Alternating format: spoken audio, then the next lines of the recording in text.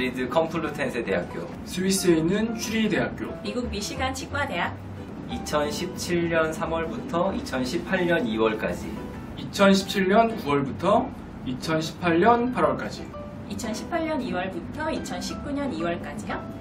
예스! 해냈다. 역시 날 알아보는구나. 안녕하세요.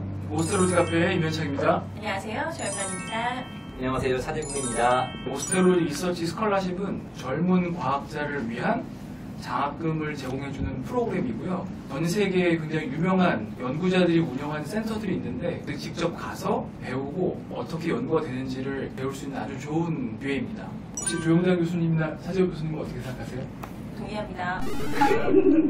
전 세계에 8개의 센터가 있고 이 4개의 센터씩 나눠가지고 경연으로 뽑는 그런 제도를 운영하고 있어요. 주로 유럽에 많이 센터가 있고요. 미국에는 이제 하버드와 미시간이 있었는데 미시간에서 진호블리 교수님이 하버드로 옮겨가면서 이제 하버드 한 곳 있는 걸로 알고 있습니다. 이게 아마 2015년, 14년 정도부터 시작됐을 거예요. 오스테로지 파크에 저희과 정의영 교수님 다녀오시면서 무슨 팜플렛을 하나 가지고 오셨어요. 근데 이제 제가 펠로우 하고 있을 때였는데 제 방에 그 팜플렛을 주면서 그거 한번 해봐 그러시더라고요. 분명같이 이렇게 딱 만나게 됐어요. 치주 또는 뭐 구강외과 등등 오럴 리제너레이션을 한다라고 하는 사람들 사이에서는 이제 오스테올로지라고 하면은 어느 정도 남다르다 하는 사람들이 어플라이를 하는 그런 걸로 모두들 알고 있었고, 차재국 교수님이든 아니면 임현창 교수님이든 각자의 위치에서 열심히 하시고 좋은 업적을 갖고 계신 분들이었고, 차재국 교수님께서 먼저 선정이 됐고요. 아, 여기를 어플라이를 해서 간택이 되어야 되겠구나 라는 생각을 했을 것 같아요. 그 다음에 따라서 어플라이를 하게 됐습니다. 제가 선구자예요. 저희는 팔로워. 따라쟁이죠. 좋아 보여서. 아시아에서 아마 두 번째인가? 네, 박수 한번 쳐드려요. 그럼 따라하신 임현창 교수님 어떻게? 지원을 할 때 절박했던 느낌이 좀 있어서 저도 검색을 잘하거든요. 검색을 막 하다 보니까 이런 프로그램을 알게 됐고, 오스테로지 재단에서 이거 말고도 여러 가지 좋은 프로그램을 제공을 하고 있어요. 어떻게 하면 나의 이런 진로를 어떻게 개척해 나갈까 하다가 지원을 하게 됐고, 차재국 교수님도 지원하셨고 정의영 교수님 말씀하셨는데 아름아름 다 소개를 해주셔가지고 지원을 하게 됐던 것 같습니다.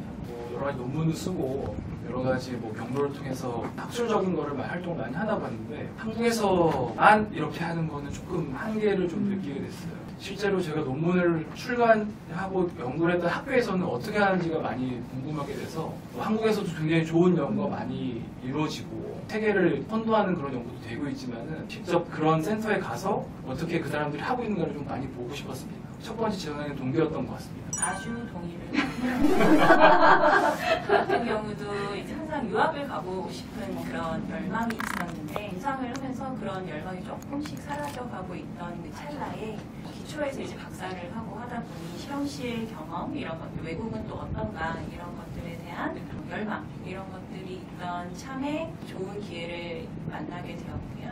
여기에 선발이 되면은 뭔가 나 자신을 한 번 더 검증을 할 수 있는 좋은 기회지 않을까라는 검증 되셨네요. 설티파이.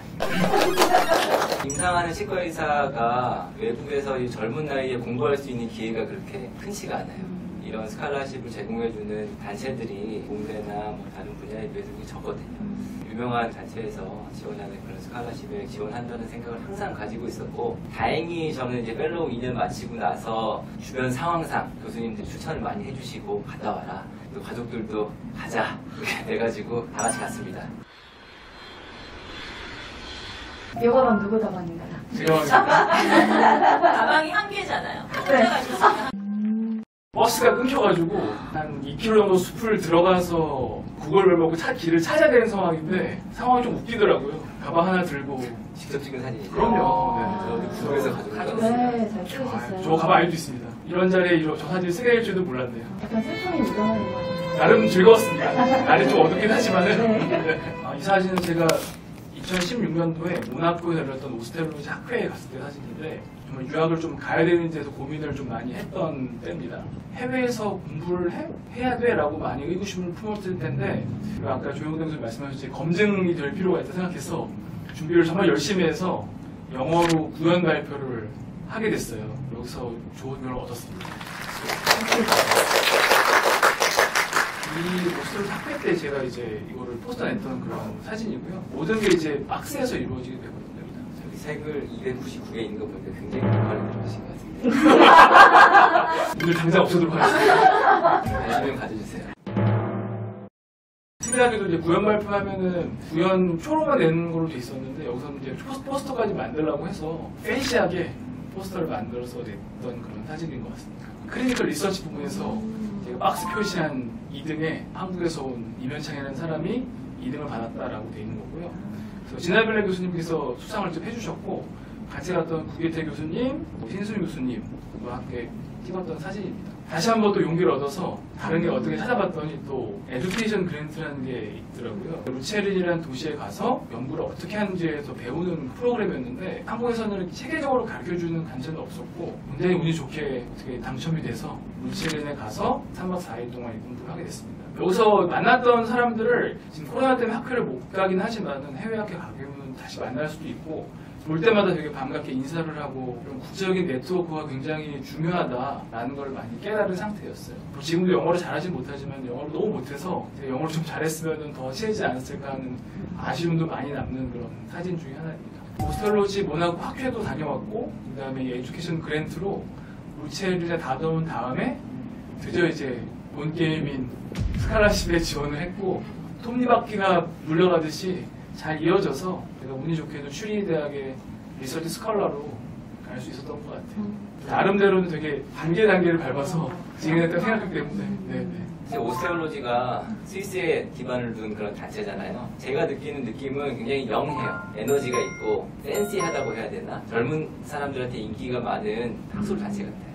가장 큰 이유 중에 하나가 저는 이 오스테올로지 리서치 아카데미 오라라고 생각을 해요. 이 리서치의 방법론을 가르쳐주는 워크숍이라서 조금 다른 학회랑은 좀 다릅니다. 여기 갔다 오시면은 대부분 오스테올로지를 좋아하고 피해를 받아서 이명찬 교수님처럼 지원을 하게 되는 경우가 많은 것 같아요. 이때쯤이면 저는 확정이 되고 나서 이제 갈 경우고 비엔나 대학에 있는 아래 사진 보시면은 박정철 교수님 옆에 레이나르트 그루버 교수님인데 그분이 하는 온바이올로지 관련된 리서치 아카데미입니다. 보시는 사진들이 전부 다 리서치 스칼라가 3명이 있네요. 다 각자의 대학에서 그 나름대로의 네트워크를 만들어가고 있는 그 사진이에요. 오라는 며칠 과정이죠? 약 모듈마다 조금 다른데 루체른에서 하는 게 한 4박 5일 4박 5일 정도 되고 이 본바이올로지는 익스퍼트 모듈인데 이건 3박 4일. 근데 이미 엑스퍼트여서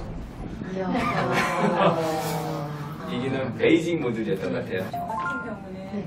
이런 거 없이 그냥 점프를 두 분들과 다르게 이제 백그라운드가 저는 기초에서 이제 박사를 하다 보니까는 저런 거 늘 하던 이런 거랑 어플라이에 대한 거를 조금 인지를 못하고 있었던 거거든요. 그래서 저는 경험이 없습니다. 그렇군요. 물론이요, 점프했어요. 가르쳐셔야 할 입장인데 지금. 네, 자격 요건은 누구나 연구에 대한 열정이 있는 젊은 과학자면 되고요. 만 35세 이하여야 됩니다. 저나 이면찬 교수님이나 나이가 좀 타이트하게 맞아 들어가는 저는 그날 찼죠. 네. 꽉 차는 그게 거잖아요. 맞습니다. 네. 지원하는 시점에 만 35세예요. 막차를 탄. 거의 막 네. 2016년에 이제 지원을 하고 선발이 된 건 2017년에 선발이 됐고 저는 이제 fellow-하고 가야 됐기 때문에 한 학기를 조금 딜레이를 해서 원래 이면찬 교수님 가실 때 저도 떠났어야 되는 건데 한 학기가 차이가 나요. 저는 2018년 2월에 떠났던 거예요. 약간 미룰 수 있는 네네네. 이게 유동성이 있어가지고 센터하고 이제 말이 잘 맞으면은 조절을 할 수가 있습니다. 차 교수님도 좀 밀어서 가시고. 네, 저도 6개월 미뤘고요. 지금 아까 처음 말씀드렸다시피 4개 센터가 경련으로 보기 때문에 그게 가능한 것 같아요. 지원할 때 아카데믹한 기관이 있어야 돼요. 대학이든지 아니면 연구하는 기관이 있어야지 지원할 수 있고 영어를 잘해야 된다. 웬만큼 하면 됩니다. 끝나고 나서 이제 한국에 돌아오게 되면 마찬가지로 아카데믹한 기관에 이제 가는 거를 필수 조건으로 하고 있습니다. 제일 마지막에 옵션 투 리턴이라는 게 있거든요. 리턴을 해서 고국으로 다시 돌아왔을 때 옵션에 대해서 나오는데 아카데믹한 기관에 가는 그런 것들에 대한 기술들이 좀 필요한 부분이 있습니다. 그리고 뭐 모티베이션 레터라든지 아니면 CV, 퍼블리케이션 리스트, 뭐 레코멘드 레터 같은 게 있어야 되거든요. 입사 지원서나 하면 자기소개서 같은 양식인데 써보지도 않았는데 그걸 영어로 쓰려니까 너무 어렵더라고요. 단국대에 있는 박준 교수님이나 아니면 갔다 오신 분들한테 많은 도움을 얻어서 겨우겨우 쓰고 퇴고의 퇴고를 거쳐서 썼던 것 같습니다. 네. 그리고 한국 사람들은 워낙 또 겸손하다 보니까 본인을 자랑할 줄을 모르잖아요. 아무것도 아닌 것 사람처럼 보인다고 더 본인을 어필할 수 있는 뭘 써보라고 하셨는데 사실 개인적으로 그게 너무 어려웠어요. 제가 겸손하다가 아니라 한 번도 안 해봤던 걸 해보기 때문에 조금 어려웠던 것 같습니다. 나중에 센터 가서 다들 몇 대 몇의 경쟁력을 뚫었다 뭐 이런 것들 다 들으셨을 텐데 결국에는 뭐 모티베이션 레터나 뭐 여러 가지 CV나 이런 것들 다 중요한데 퍼블리케이션 리스트를 뭐 어떤 연구를 했고 어떤 연구 주도적으로 했는지 이런 것들이 좀 많은 작용을 하는 것 같습니다. 이미 어느 정도 준비된 분을 뽑는 거죠, 사실. 그렇죠. 예, 네. 그러니까 저희가 가서 그 센터 가서 뭔가를 이제 배워야 되는 비기너이기보다는 어느 정도 능력이 갖춰져 있는 사람들이 가서 연구 리서치에 투입이 돼서 바로바로 할 수 있는 이런 사람들을 8살까지 원하는 것 같습니다. 준비를 해야 되겠네요. 네, 지원하시려면 돼요. 준비를 열심히. 없지만 준비가 되게 네. 박수 한번 드려야 돼요. 대단하십니다. 35살까지. 이거는 약간 잡법 같긴 하고요. 그 저랑은 많이 못하시다고 얘기한 것 같아요. 일단 지원을 하려면은 전해에 12월 1일까지 이제 지원하게 돼 있고 지정된 해에 2월 한 15일 정도에 이제 발표를 하게 돼 있습니다. 근데 이거보다는 항상 조금 늦어지는 것 같아요. 여러 가지 서류를 준비하고 과정을 거쳐서 이제 확정이 되면 지정된 해에 9월 1일부터 이제 갈 수가 있습니다. 약간 유도리가 있게 조금 미룰 수는 있는 것 같아요. 저는 스위스에 있는 센터를 갔기 때문에 스위스 타입 아시죠? 딱 맞춰갔습니다. 제가 2017년도에 4개의 센터가 나왔는데 그 조영대 교수님 갔다 오셨던 미시간 대학이 있었고 그다음에 제가 갔던 쭈리히 대학, 스웨덴의 요테보리 대학, 오스트리아의 비엔나 대학이 있었는데 각 센터에서 원하는 인재상이 있어요. 뭐 인비트로 스터디를 해야 되고 뭐 어떤 대학은 이제 페리 임플란타이티스를 좀 연구를 원하고 제가 하고 싶었던 거랑 그다음에 제가 할 수 있는 걸 따졌을 때 쭈리히 대학이 가장 물망에 오르는 대학이었고 저널에서도 많이 이제 접했기 때문에 좀 익숙한 대학이었습니다. 이 인지상을 파악하고 퍼블리케이션도 검색해서 내가 가면 뭘 할 수 있겠다 좀 생각을 했고요. 여기서 스칼라십을 시작하게 되면은 나빼드 정도로 연구를 할 수 있겠다라고 생각을 했어요. 이 당시 제가 클리니컬 리서치에 대해서 좀 많이 배우고 싶었는데 그 쭈리히 대학교에서 많이 이런 걸 퍼블리케이션 하고 있어서 디테일하게 좀 배울 수 있겠다 생각해서 지원을 하게 됐습니다. 마찬가지로 모든 지원 과정이 박스에서 이루어지게 됩니다. 쭈리히에서 지원을 했고요. 저기 16-137이라고 돼 있는데 지원한 사람의 숫자인가요? 저 정도로 많은 사람이 지원을 했다는 거를 알 수가 있었고 그리고 옆에는 제가 이제 지원했던 서류입니다. 그래서 레터 오브 모티베이션, 레코멘드 레터, 그다음에 CV 이런 서류를 작성해서 업로드를 했었고요. 업로드를 하게 되면 이제 아마 센터에서 평가를 하겠죠. 누가 좋은 사람인지. 그다음에 저 같은 경우에는 그 마지막에 센터 장인 해멀 교수님과 한번 인터뷰를 했어요. 아직도 그 인터뷰했던 밤이 아직도 떠오르는데 너무나 긴장되고 어떤 말을 해야 될지 막 입이 얼을 정도로 그런 밤이었는데 여튼 좋은 인상을 줬는지 받아주셔서 거기 가서 이제 스칼라 생활을 하게 되었습니다. 저도 제일 중요한 거는 내가 이미 만들어 놓은 퍼블리케이션과 내가 관심 있는 분야와 센터에서 현재 하고 있는 연구가 어느 정도 일맥상통한 게 있어야 돼요. 그게 가장 중요하기 때문에 다른 그런 스칼라십과 달리 오스테올로지 스칼라십은 우리가 이 센터에 가고 싶다라고 지원자가 정하는 시스템이기 때문에 잘 맞춰가지고 지원하는 게 가장 중요한 것 같아요. 인터뷰도 하셨나요? 저는 안 했어요. 지원했나요? 제가 지원할 때는 인터뷰가 필수 조건이 아니었어요. 굉장히 운이 좋게, 럭키하게. 사실 그 전에 사시 교수님이 한국에 오실 일이 있어가지고 만나고 이렇게 한 적이 있었거든요. 뭐 어떻게 좀 좋게 보셨는지, 한 방에. 그 이후에 뭐 영어나 인터뷰나 이런 조건들이 또 좀 생겼더라고요. 뭐든지 빨리 해야지. 그러셨군요. 예스. 드디어 올 하나가 또 이루어졌구나라는 생각을 좀 많이 했어요. 눈물이 핑 돌았던 것 같습니다. 처음에는 좀 알리기가 좀 약간 애매한 거 좀 있었어요. 가족들은 당연히 좋아하지만 가서 또 어떻게 살아야 될지 그런 게 또 먼저 걱정이 떠오르더라고요. 홀리에 뒀다가 좀 나중에 알면 더 것 같습니다. 개인적으로 엄청 좋았습니다. 많았었죠. 저희 가족 와이프는 이제 일을 하니까 그런 것들을 또 정리하고 이제 어떻게 할지 그런 현실적인 고민이 또 다가오게 되더라고요. 이건 실제 지원하는 서류. 서류고요. 그만큼 절실하게 다 다 서류를 작성을 해서 냈었고 정말 가고 싶었던 국이었기 때문에 네, 너무나도 기뻤는데 나 너무 좋아하고 막 너무 이렇게 하기도 조금 그런 마음이 좀 있었던 것 같아요. 나는 너무나 기뻤고 너무 자랑하자니 좀 그래 이런 게 좀 반반 있었던 것 같은데 네. 그러면서 또 차재욱 교수님 말씀하신 것처럼 이제 이게 갈 시간이 다가오니까는 모두 갈 시간이 네, 다가오니까 또 현실적으로 네. 이거를 준비를 하고 이제 가족이 다 같이 갈 거냐 아니면 집은 어떻게 할 것이며 이런 현실적인 문제가 또 다가오죠. 표정이 왜 좋은데요? 즐거우셨나요? 로망 몇개나 써야 되는 거 아니에요? 너무 슬퍼서 눈물을 막 흘리면서 울고 갔어요? 눈물은 나는데 입꼬리는 이렇게 원하시면 편집해드릴게요.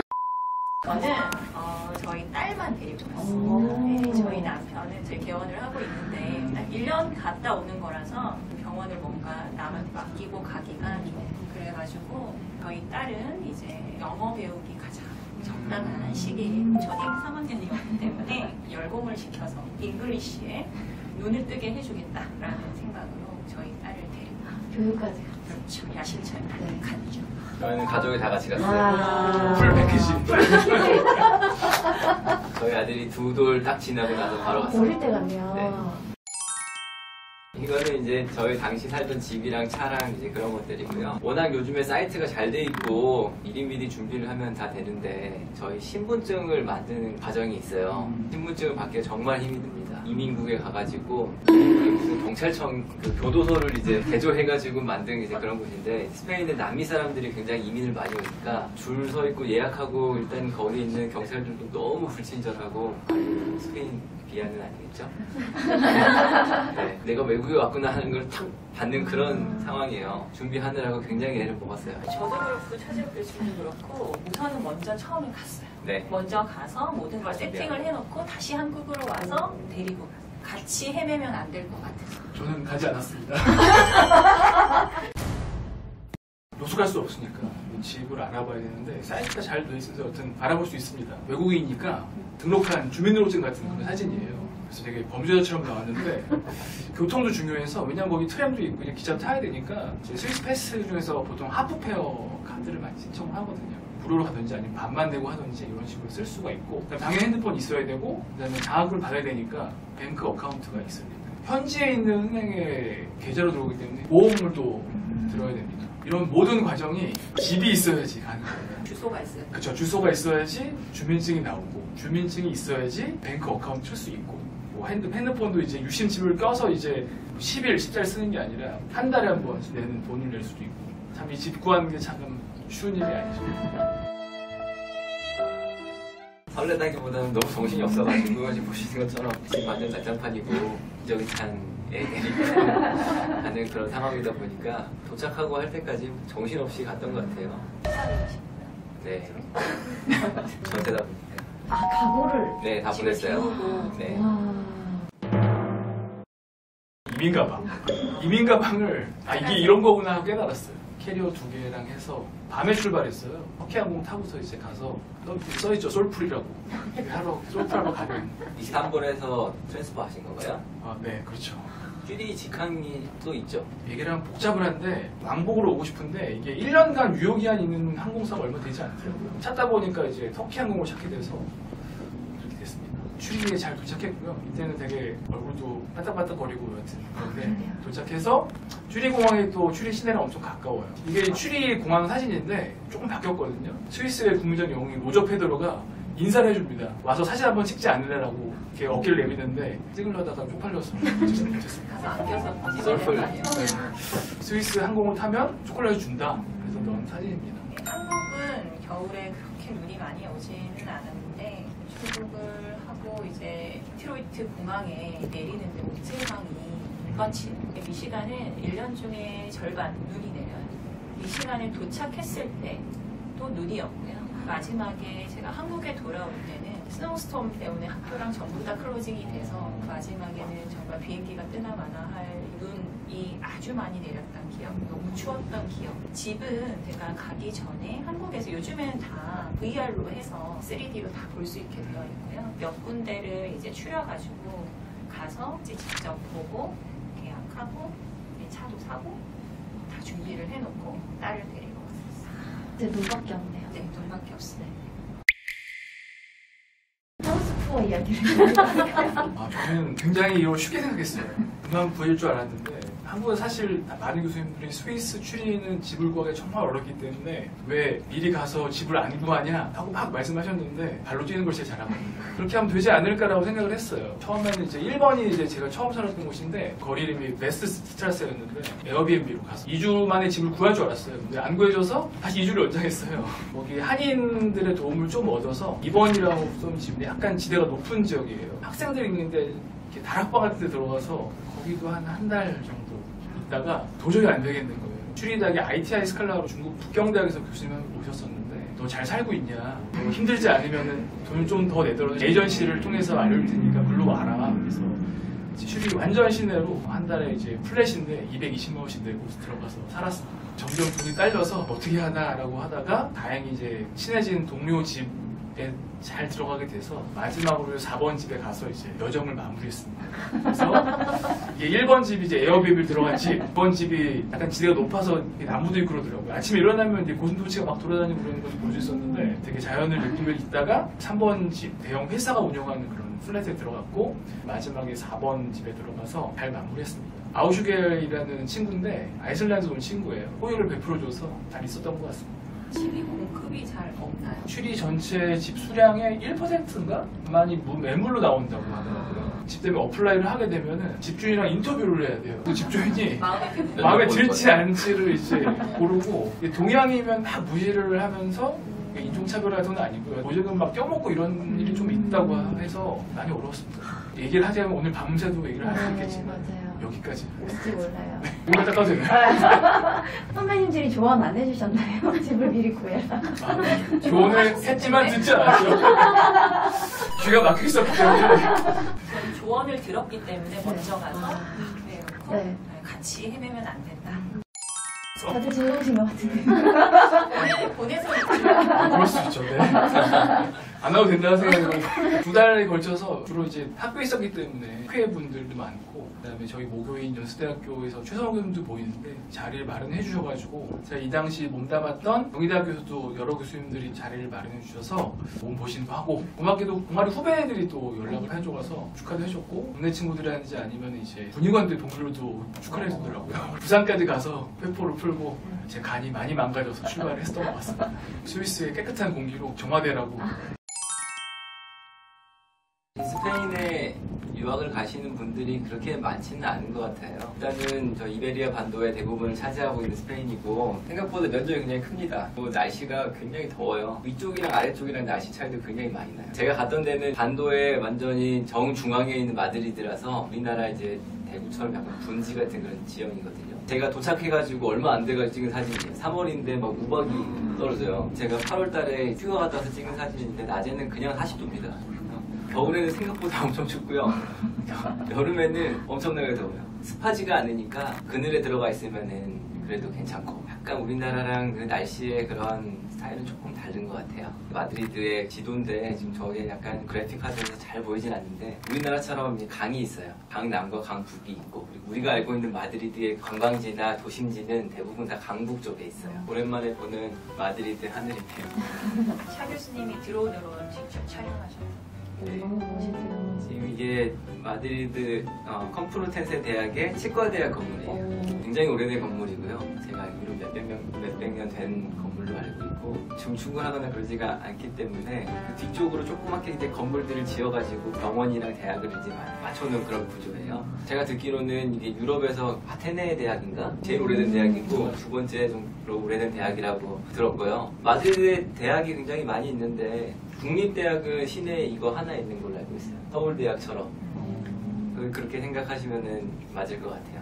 주로 문과 쪽이 강해서 뭐 총리나 뭐 이런 정치인들을 많이 배출하는 그런 학교고 치과대학, 의과대학도 굉장히 유명한 그런 대학이라서 치과대학은 택이 21이라고 나오네요. 스위스 같은 경우에는 해외에 나가보니까 너네 인구가 몇 명이냐 아니면 땅이 얼마냐 그걸 굉장히 많이 물어보더라고요. 그때 대답을 못했는데 다시 한번 찾아보니까 면적 같은 경우에는 한국의 한 반 이하 되게 조그만 나라예요. 인구도 보게 되면 한국 사람이 훨씬 많죠. 산에 올라가면 거의 뭐 저 혼자 있을 때도 있고 뭐 그래도 이렇게 인구가 좀 적은 나라입니다. 대신에 유럽의 딱 중앙부에 있어요. 그 튜링 공항을 기점으로 해서 갈 수 있는 곳이 굉장히 많아서 스칼라십 후반부에는 지리적인 이점을 이용해서 여행을 조금 했었습니다. 지도를 보시게 되면은 다들 아시다시피 스위스는 여러 가지 언어를 쓰고 있어요. 슈리를 기점으로 해서 독어권이 있고 제네바를 기점으로 해서 프랑스어권이 있고 이탈리아 쪽 가까운 루가노나 멜란치오네 같은 경우에는 이탈리아권이고 그루벤덴 그 주가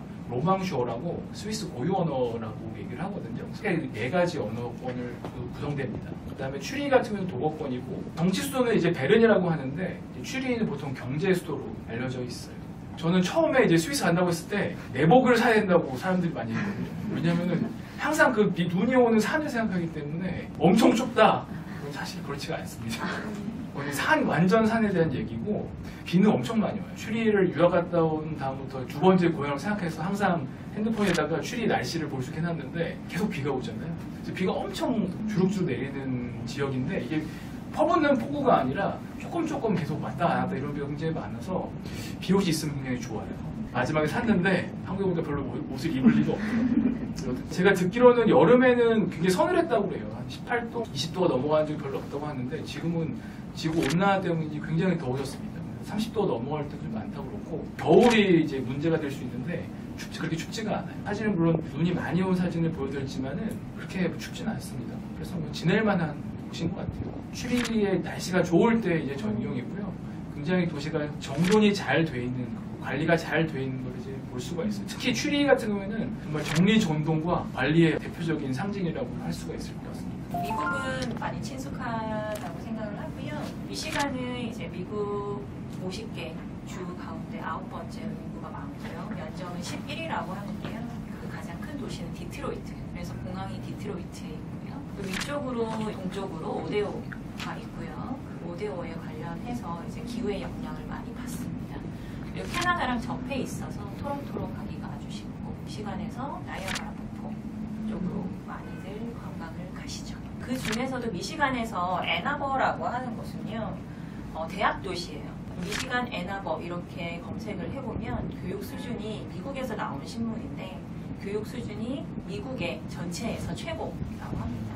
그래서 1위가 애나버고요. 그래서 애나버는 미시간 대학 중심으로 해서 돌아가는 이제 대학 도시이기 때문에 대부분이 학생이거나 교수님이거나 거기에 관련된 연구자들이거나 이런 분들이라서 대부분의 학력이 대단하다고 생각하면 되고요. 저희 애가 이제 고등학교를 다녔는데 거기에 학부모 절반 이상이 PhD를 한 명도 추가됐네요.